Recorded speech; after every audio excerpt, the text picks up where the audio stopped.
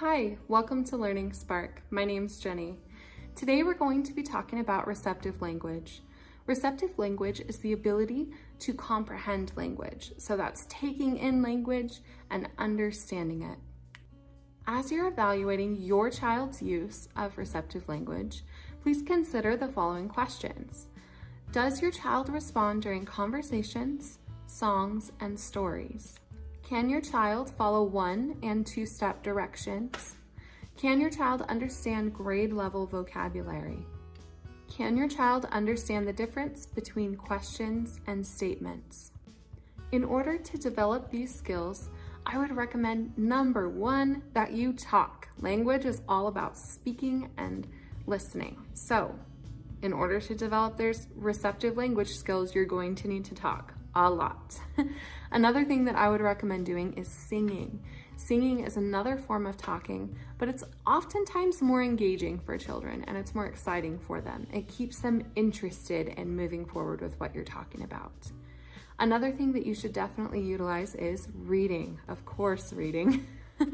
Reading is so wonderful for language skills. It really helps open conversations. It helps as the adult not knowing what to talk about. When you have a book, it's kind of like a script. So it really helps in making you feel more comfortable teaching your child about language. Playing games like Simon Says and Twister are also 2 great ways to gauge your child's understanding and like their ability to receive that language, so that receptive language piece that we're talking about. It's also really important to choose challenging stories for your child as you're gauging their receptive language.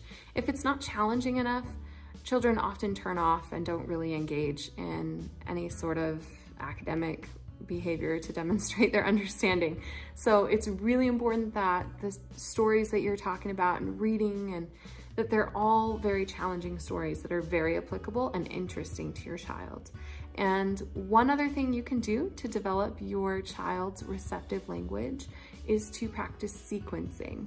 So that is where you take either word snippets or pictures from a book and you put them in order of when they happened. So you might have a picture of the problem in the story. Is that going to happen at the very beginning? Does it happen at the end? Where does it happen?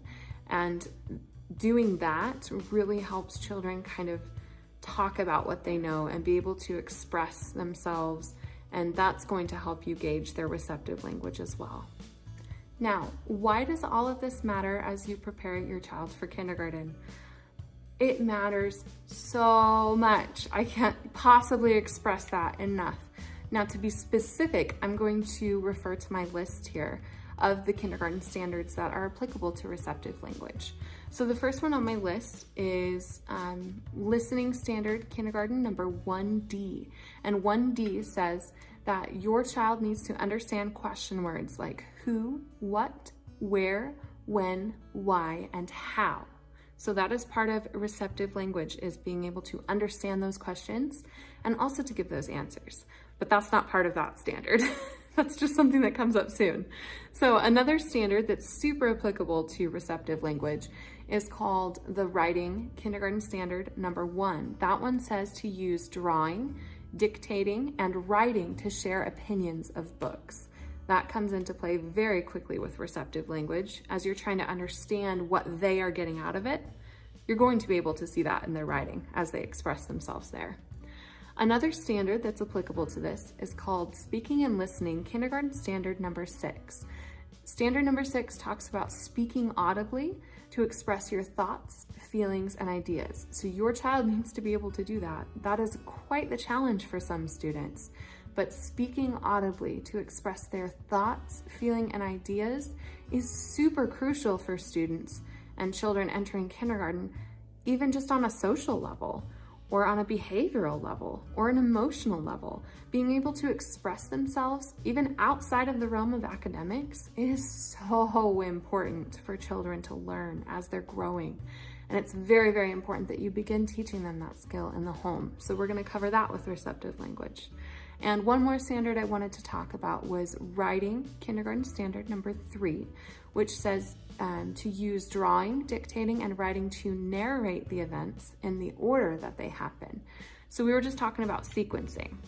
So sequencing goes hand in hand with this particular standard because they need to be able to narrate the events in the order that they happen. So it's important that they can sequence events so that then they can narrate it. It goes hand in hand. They have to be able to do one to do the other. So we are going to dive in with receptive language. This is just an introduction video. We're going to break down each of those questions, and I'm going to explain all the activities in full detail. So keep watching. I will get back with you shortly. I'm so excited to begin talking to you guys about receptive language. Thank you so much for watching my episode today. I hope it sparked your learning and was helpful to you. Please like this video and subscribe to my channel, Learning Spark.